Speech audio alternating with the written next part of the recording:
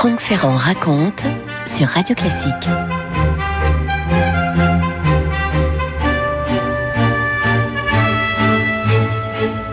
C'est la cérémonie des Oscars à Hollywood.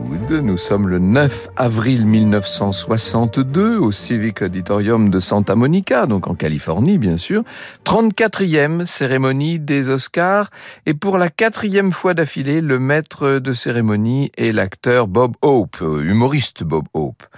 Cette année encore, toute la crème de la crème, comme disent les Américains, s'est réunie. Vous avez là, dans la salle, Spencer Tracy, Paul Newman, Sophia Loren, Audrey Hepburn, mais aussi Monty Clift, Judy Garland. Et il y a de grands invités, Federico Fellini. Et on peut pas dire qu'il y ait vraiment de suspense à propos des futures récompenses. 11 nominations pour 2 films qui sont les grands favoris. Jugement à Nuremberg et dans un genre vraiment tout autre, West Side Story. Les fans du film qui est sorti à la fin de l'année 61 et qui est l'adaptation du spectacle qui avait été créé au Winter Garden de New York en 57. Les fans ont dressé une banderole à l'entrée de la salle. Ils espèrent que le film va remporter tous les prix. Or, leur vœu est exaucé.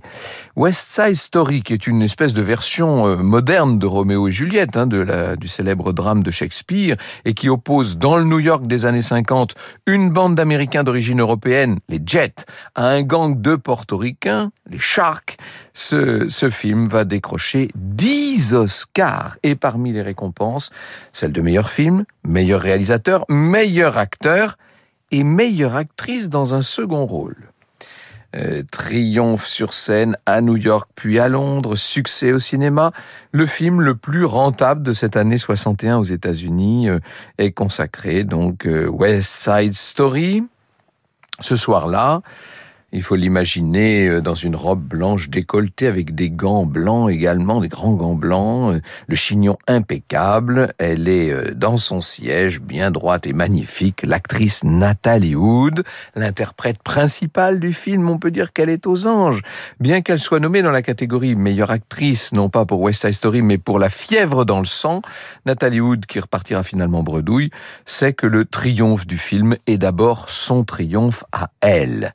La comédie musicale la couronne comme une des actrices les plus célèbres du monde. Or, permettez-moi de vous le dire, elle n'a pour l'instant que 23 ans. Franck Ferrand sur Radio Classique. Natalia Nikolaïevna Zakharenko, c'est son vrai nom. Natalie Wood, c'est son nom de cinéma, est née le 20 juillet 38 à San Francisco. Ses parents ont fui la guerre civile russe pour venir s'installer d'abord à Montréal, puis donc ils sont venus s'installer à San Francisco. Son père s'appelle Nikolai, sa mère Maria. C'est une enfance plutôt triste, avec un père qui dirige un cinéma, qui est un homme alcoolique, violent. La mère est danseuse, elle dit qu'elle descend des Romanov. Elle est assez autoritaire, cette femme, elle a des idées un peu extravagantes, elle est manipulatrice, prête à tout pour faire de sa fille une star depuis qu'un voyant lui a dit que Nathalie serait d'une grande beauté connue de par le monde. À partir de là, il fallait que la prédiction se réalisât. À seulement 5 ans, la voilà qui fait ses débuts à l'écran sous le nom de Natasha Godin, et puis elle va prendre ce nom donc de Natalie Wood. C'est les producteurs de la firme RKO qui ont l'idée de l'appeler comme ça. C'est un hommage au réalisateur Sam Wood qui mettait en scène des comédies romantiques légères et qui tout de même a participé à la réalisation d'Autant n'emporte le vent aux côtés de Victor Fleming. Elle a été remarquée par un réalisateur, cette petite Natalie Wood, par Irving Pichel, qui va lui faire tourner quelques films, et elle obtient comme ça son premier rôle important dans Demain viendra toujours. À 8 ans, je dis bien à 8 ans, elle donne la réplique à Orson Welles en personne, qui dira, c'est peut-être un mot de complaisance, mais enfin il dira, cette gamine a un talent terrifiant. Son premier grand succès, c'est un film de Noël, Miracle de la 34e rue, qui obtient 3 Oscars et un Golden Globe. Nathalie ensuite va tourner avec d'autres metteurs en scène, notamment dans L'aventure de Madame Muir de Joseph Mankiewicz. Et elle interprète la fille de l'héroïne du film, là. L'héroïne, c'est Jean Tierney, et puis des comédies, des films musicaux. C'est une enfant star, Natalie Wood, avec une carrière entièrement contrôlée par cette mère tyrannique et possessive, ai-je besoin de vous le dire, par Maria, qui est là, présente sur tous les tournages et que rien n'arrête. Dans le cas quand sa fille doit jouer des scènes de larmes, elle arrache les ailes d'un papillon pour faire pleurer Nathalie. Ça vous donne une idée du genre de personne. Et lors du tournage de The Green Promise, alors que la gamine n'a que 11 ans, un pont se dérobe sous ses pieds, elle fait une chute, elle manque de se noyer, elle se casse le poignet, et bien de peur que sa fille ne soit renvoyée du tournage à cause de cet incident, elle n'en informe personne, Maria. Et Nathalie va devoir poursuivre le tournage sans être soignée, parce qu'il ne faut surtout pas qu'on inquiète la production, vous voyez, ce qui lui donnera d'ailleurs une malformation au poignet et une véritable phobie de l'eau qui toute sa vie la poursuivra, et vous verrez jusqu'où tout ça peut aller. La carrière de Natalie Wood connaît un premier tournant en 1955, où elle va décrocher un second rôle dans La Fureur de vivre de Nicholas Ray, avec lequel elle a d'ailleurs une liaison pendant un temps. Il a quand même 27 ans de plus qu'elle, mais enfin on est à Hollywood, me direz-vous. Bon, bref, La Fureur de vivre a pour acteur principal James Dean, jeune étoile montante du cinéma, depuis son succès dans À l'Est d'Éden d'Elia Kazan.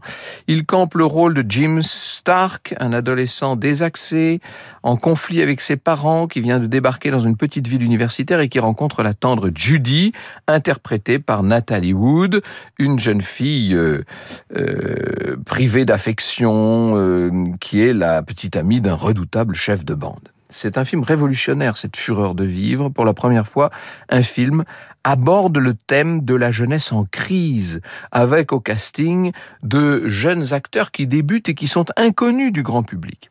Puis la star du film, James Dean, n'est pas un acteur comme les autres. Avec son jean, son t-shirt blanc, il symbolise cette espèce de jeune Amérique des années 50 qu'on voit pas encore sur le grand écran. C'est vrai qu'il y a déjà Marlon Brando, qui d'ailleurs devait jouer le rôle qu'on a finalement donné à James Dean. Le jeune acteur crève l'écran, certaines scènes comme le combat au couteau sont devenues des classiques du cinéma, et sa mort à seulement 24 ans, septembre 55, quelques semaines avant la sortie du film, rend La Fureur de vivre encore plus extraordinaire. C'est un film culte. Nathalie Wood va se faire remarquer dans le rôle de Judy, une adolescente en mal de vivre. Pour la première fois de sa carrière, elle est nommée aux Oscars. Elle va remporter un Golden Globe dans la catégorie Révélation. On peut dire que elle fait partie de ces gens sur lesquels Hollywood a envie de tabler, de compter, de parier. On peut dire que maintenant, les grandes portes du cinéma mondial lui sont ouvertes. Vous écoutez Radio Classique. À l'été 55, Natalie Wood se trouve à Monument Valley et dans les États du Colorado, de l'Utah, pour tourner un nouveau western de John Ford qui s'appelle La prisonnière du désert. C'est inspiré d'une histoire vraie, le kidnapping au Texas en 1836 d'une petite fille qui deviendra la femme d'un chef comanche et qui sera retrouvée plusieurs années plus tard, ramenée de force dans la communauté blanche. C'est transposé dans le Texas des années qui suivent la guerre de sécession. Et cette prisonnière du désert, c'est évidemment Natalie Wood qui va être retrouvée chez les Indiens par son oncle qu'incarne John Wayne. Succès public, western sombre, assez différent d'autres westerns de John Ford. Dans les cahiers du cinéma, Jean-Luc Godard écrira « Comment puis-je haïr John Wayne qui soutient Barry Goldwater, candidat républicain à la présidentielle de 64, et l'aimer tendrement quand il prend brusquement Natalie Wood dans ses bras, dans l'avant-dernière bobine, de La prisonnière du désert. Vous voyez l'ouverture d'esprit de Jean-Luc Godard au passage. Malgré ses succès qui placent Natalie Wood au rang de vedette, elle est toujours sous l'emprise de sa mère, prête à la mettre dans les bras de n'importe quel acteur ou réalisateur pour décrocher un rôle, quitte à subir le pire, quitte toujours à se taire. C'est récemment, c'est en novembre, il y a quelques semaines, que la sœur de Natalie Wood, Lana Wood, a révélé que pendant le tournage de La prisonnière du désert, Natalie avait été emmenée par sa mère dans un hôtel de Los Angeles, le château Marmont, où elle aurait été violée par l'acteur Kirk Douglas. Vous savez qu'on est à la grande époque des révélations sur toutes les turpitudes d'Hollywood et d'autres milieux d'ailleurs. Dans son autobiographie, Lana Wood écrit « Il m'a semblé qu'un long moment s'était écoulé avant que Nathalie ne remonte dans la voiture et ne me réveille en claquant la porte. Elle avait une mine affreuse, elle était très échevelée, très bouleversée, et elle et maman ont commencé à chuchoter de façon pressante l'une à l'autre. Je ne pouvais pas vraiment les entendre ou comprendre ce qu'elles disaient. Quelque chose de grave était apparemment arrivé à ma sœur, mais quoi que ce soit, j'étais trop jeune pour en être informé. » Toujours selon Lana Wood, Nathalie et leur mère s'étaient mises d'accord pour garder le secret. L'idée, c'était de ne surtout pas essayer de prendre des risques et de ruiner la carrière de la jeune actrice. À la fin de cette décennie 1950, Natalie Wood joue dans des univers très différents, films de guerre, comédie western. Elle va partager l'affiche avec Gene Kelly, avec Tony Curtis, Frank Sinatra, qu'elle connaît déjà puisque sa mère, dit-on, l'aurait présenté, c'est le moins qu'on puisse dire, au célèbre acteur alors qu'elle n'avait que 15 ans. Décidément, vous voyez un peu la vie de cette pauvre jeune fille qui joue dans des films aussi avec son mari Robert Wagner.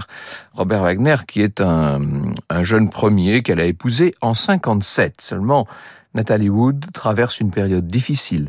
Professionnellement, son contrat avec la Warner est suspendu pour 14 mois à la suite de son refus de tourner un film en Angleterre avec Paul Newman.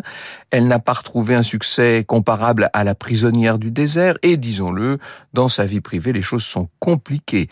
Son couple avec Robert Wagner n'est pas du tout assorti. Lui-même, d'ailleurs, a une carrière qui a du mal à décoller à l'époque. Bref, c'est un couple qui bat de l'aile, si on peut dire. À la fin de l'année 61, elle va retrouver le succès avec La fièvre dans le sang d'Elia Kazan, un film qui se passe dans le Kansas avant la crise de 29. Elle incarne là une adolescente issue d'un milieu modeste qui vit une histoire d'amour passionné avec un jeune homme qui est interprété par Warren Beatty, qui est le fils d'un magnat du pétrole dont les parents ont évidemment interdit à l'un et à l'autre de passer à l'acte. Et sur le tournage, elle va tomber amoureuse de ce partenaire de Warren Beatty. Ils vont avoir une liaison, ce qui évidemment n'arrange pas la situation avec Robert Wagner de l'autre côté. Quelques semaines après La fièvre dans le sang, c'est West Side Story qui sort sur les écrans. Alors ça sort d'abord à New York et puis dans tous les États-Unis quelques jours avant Noël 1961. Ça fait 60 ans, ça si je ne m'abuse. La comédie musicale a été un triomphe dès sa création à Broadway 4 ans plus tôt. Évidemment, passer ça au grand écran, c'était prendre un gros risque. On a investi $6 millions, somme colossale, pour tourner une comédie musicale. On est habitué à des budgets beaucoup plus modestes, évidemment. Et puis, à part Natalie Wood, qui a insisté pour avoir le rôle, aucun acteur du casting n'est célèbre. Et pour cause, on a donné les rôles à des très jeunes gens. Le héros principal devait être joué par Elvis Presley, mais le manager d'Elvis a refusé finalement. Natalie Wood va donc porter, si l'on peut dire, à elle toute seule, la distribution de ce film qui va marquer toute une génération, de ce film dont chaque image, dont chaque note reste encore présente aux mémoires de tous ceux qui l'ont vu, revu et souvent revu. Franck Ferrand sur Radio Classique. Alors c'est un triomphe West Side Story, je vous l'ai dit, 10 Oscars, vous imaginez, même si Natalie Wood elle-même n'en a pas eu dans cette occasion. Elle va jouer dans un autre film musical, Vénus de Broadway, Gypsy Vénus de Broadway. Elle tourne le film Une certaine rencontre, dans lequel elle est une Italienne catholique qui tombe enceinte d'un musicien avec lequel elle a eu une aventure d'un soir et qui décide d'avorter. Sur le tournage, alors qu'elle vient tout juste de divorcer et que sa liaison avec Warren Beatty de nouveau tourne mal, elle se trouve très attirée par le partenaire qu'elle a dans ce film et qui n'est autre que Steve McQueen. Elle décrira ce film comme une des expériences les plus gratifiantes de sa carrière, Natalie Wood. Je n'avais que ce film dans ma vie parce que sur le plan personnel, rien ne se produisait. Ce film était vraiment tout pour moi. J'adorais Steve et Robert Mulligan, le réalisateur. On était comme une vraie famille. Pour Une certaine rencontre, elle va être nommée pour la 3e fois aux Oscars dans la catégorie meilleure actrice. Vous savez, ça fait partie de ces actrices qu'on nomme, mais qui ne remportent jamais le trophée à la maison. Elle repart encore bredouille. Et à partir de 66, on la voit tourner beaucoup moins. Elle décide de se consacrer à ce moment-là à sa vie privée. Elle a épousé le scénariste et producteur Richard Gregson, qui est un Anglais, avec lequel elle aura une fille en 1970, mais ce mariage ne dure pas et elle va se remarier avec Robert Wagner en 72. Ils s'étaient séparés 10 ans plus tôt.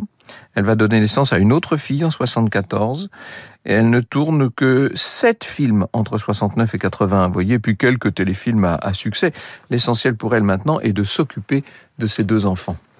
Franck Ferrand sur Radio Classique. Et nous voici à cette soirée terrible du 28 novembre 81. On fête Thanksgiving dans l'île de Santa Catalina. On est au large de Los Angeles. Il est 10h30 du soir. Tout le monde a pas mal bu. On remonte sur le yacht avec... il y a il y a Robert Wagner, de son mari, l'acteur Christopher Walken, avec lequel elle tourne depuis quelques semaines dans Brainstorm, un nouveau film. Il y a le capitaine de l'embarcation. Qu'est-ce qui s'est passé vraiment ? Plusieurs témoins vont dire qu'ils l'ont entendu tomber à l'eau, mais Wagner et Walken prétendent le contraire. Toujours est-il que la disparition de Natalie Wood va être signalée à la sécurité maritime à 1h15 du matin. Son corps sera retrouvé dans ses eaux à 7h30, à 2 km du bateau. Et officiellement, sa mort sera considérée comme une noyade accidentelle, malgré pas mal de contusions, malgré un fort taux d'alcoolémie. Nathalie Wood meurt donc en 1981. À l'époque, ça a été un événement considérable. Elle n'avait que 43 ans. Or, 30 ans après le drame, nous dit Christophe Dard qui a préparé cette émission, on est donc là en novembre 2011, ça fait 10 ans, le capitaine du bateau, Dennis Davern, va livrer une nouvelle version de ce qui se serait passé la nuit de la noyade. Une dispute aurait éclaté, une de plus, me direz-vous, entre Natalie Wood et Robert Wagner. Vers minuit, la disparition de son épouse aurait été constatée, mais Robert Wagner n'aurait pas tout fait pour la retrouver. Au contraire, il aurait même fait pression sur le capitaine pour qu'aucune recherche ne soit lancée dans l'immédiat. Et on a donc beaucoup attendu avant d'appeler les secours. Et évidemment, on a rouvert une enquête à la suite de ces révélations. Enquête qui depuis a été close, je m'empresse de vous le dire. Nouveau rebondissement, quelques mois plus tard, le chef du service de médecine légale du comté de Los Angeles a amendé le certificat de décès de Natalie Wood. La cause de sa mort passe de noyade accidentelle à noyade et autres facteurs indéterminés. Et là, de nouveau, on a rouvert une enquête qui a conclu à la présence d'ecchymoses sur l'avant-bras droit, le poignet gauche, le cou, des contusions faites avant l'entrée du corps dans l'eau. En février 2018, vous voyez que c'est pas vieux, la police américaine a désigné Robert Wagner, qui donc est âgé de 87 ans à l'époque, personne d'intérêt. C'est pas tout à fait une désignation comme suspect, mais enfin, c'en est plus très loin. Mais depuis, rien ne s'est passé. Dans tous les cas, malgré ce mystère qui aujourd'hui encore nimbe la mort de Natalie Wood de beaucoup de soufre, l'actrice avait une peur panique de l'eau, je vous l'ai dit. Elle avait peur de mourir noyée depuis le fameux tournage de The Green Promise quand elle avait 11 ans et qu'elle avait déjà failli se noyer. Et lors du tournage de La fièvre dans le sang d'Elia Kazan en 61, elle était effrayée à l'idée de tourner une scène dans un lac où elle devait simuler un suicide et elle avait demandé si ce serait possible de tourner en studio, ce que Kazan avait d'ailleurs refusé. Il y a un détail troublant aussi, c'est que le titre original de La fièvre dans le sang, c'est Splendor in the Grass. Or, le yacht sur lequel se trouvait Natalie Wood le soir de sa mort s'appelait justement The Splendor. Vous écoutez Radio Classique.